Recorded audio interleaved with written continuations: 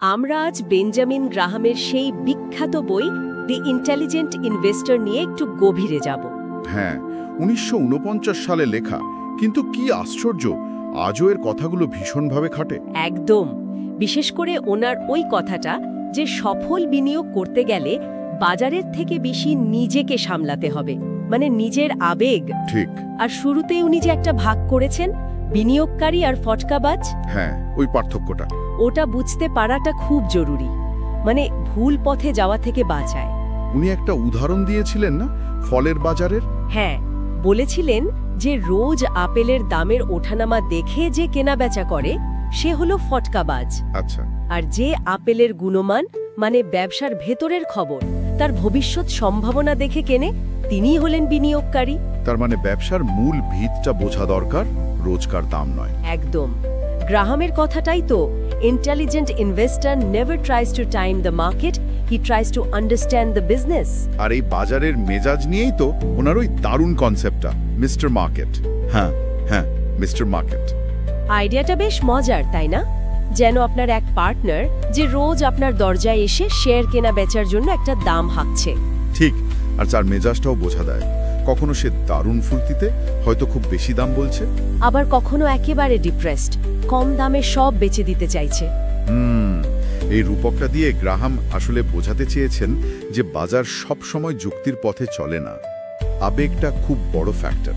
তাহলে শিক্ষাটা কি? মিস্টার মার্কেটের কথায় কান না দেওয়া? ঠিক, বরং তার এই মুড সুইংকে নিজের সুবিধার জন্য কাজে লাগানো। মানে সে যখন অযৌক্তিক কারণে কম দামে কিছু বেচতে চাইছে, সেটা হতে পারে আপনার কেনার সুযোগ। ও আচ্ছা, আর যখন বেশি দামে কিনতে চাইছে তখন হয়তো আপনার বেচার কথা ভাবা উচিত, মানে তার আবেগে গা ভাসালে চলবে না। একদম, নিজের বিচার বুদ্ধিটা ধরে রাখতে হবে। Use mister market to your advantage, don't follow his mood, এটাই হলো মূল কথা। আর এই সুযোগটা নিতে গিয়ে যাতে হোঁচট না খাই, সেটার জন্যই কি ওই মার্জিন অফ সেফটি বা নিরাপত্তার মার্জিনের ধারণাটা? ঠিক ধরেছেন, মানে ওই যে ব্রিজের উদাহরণটা দিলেন। হ্যাঁ, 10 টনের দরকার হলে 15 টনের ক্ষমতা দিয়ে বানানো। বিনিয়োগের ক্ষেত্রেও তাই, একটা শেয়ারের যা আসল দাম বা ইন্ট্রিনসিক ভ্যালু, তার থেকে যথেষ্ট কমে যদি কেনা যায়, তাহলে একটা সেফটি নেট থাকে। মানে হিসাবে যদি একটু ভুলও হয় বা বাজারের অবস্থা খারাপও হয়, তাহলেও বড়সড় লোকসানের হাত থেকে বাঁচা যায়।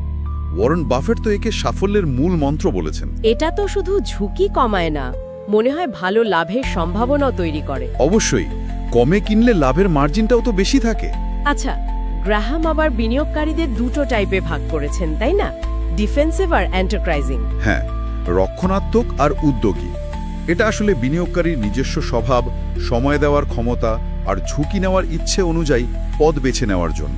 রক্ষণাত্মক মানে যারা একটু সেফ খেলতে চান, কম ঝুঁকি, স্টেডি রিটার্ন। হ্যাঁ, যারা হয়তো বিনিয়োগ নিয়ে খুব বেশি ঘাটাঘাটি করতে চান না বা পারেন না, তারা হয়তো কিছু বাছাই করা ভালো স্টক বা ফান্ডে লম্বা সময়ের জন্য রেখে দিতে চান। আর উদ্যোগী বা এন্টারপ্রাইজিং কারা? তারা হলেন যারা সময় দিতে রাজি, নিজেরা গবেষণা করে ভালো কোম্পানি খুঁজে বের করতে উৎসাহী, হয়তো একটু বেশি ঝুঁকি নিয়ে গড়ের থেকে বেশি রিটার্ন আশা করেন। তার মানে নিজের অ্যাপ্রোচটা কেমন হবে সেটা ঠিক করে নেওয়া জরুরি। একদম, সবার জন্য এক স্ট্র্যাটেজি কাজ করবে না। তাহলে দেখুন, এত কিছু আলোচনার পর ঘুরে ফিরে কিন্তু সেই একই জায়গায় আসছি আমরা। গ্রাহামের মূল জোরটা কোথায়? মানসিক শৃঙ্খলা। ওইটাই, মানে শুধু বুদ্ধি বা আইকিউ দিয়ে হবে না, ইমোশন কন্ট্রোল করাটাই আসল। নিঃসন্দেহে গ্রাহামের মতে স্মার্ট ইনভেস্টিং আসলে জ্ঞানের থেকেও বেশি ধৈর্য, ডিসিপ্লিন আর ভয়কে জয় করার সাহস। বাজারের চরম হইচইয়ের মধ্যেও মাথা ঠান্ডা রাখা।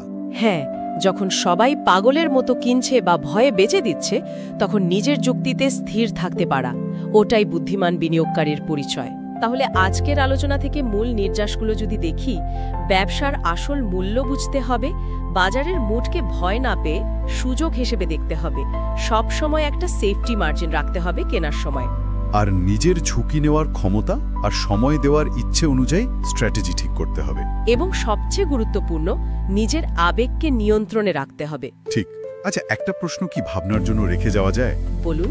আজকের এই যুগে যখন বাজার এত ফাস্ট, এত খবর, এত হাইপ চারদিকে, তখন গ্রাহামের এই ক্লাসিক, মানে একটু ধীরস্থির, যুক্তিনির্ভর নীতিগুলো, এগুলো কি আদৌ চলে, নাকি এই দ্রুততার যুগে এগুলোর প্রাসঙ্গিকতা আসলে আরও বেশি?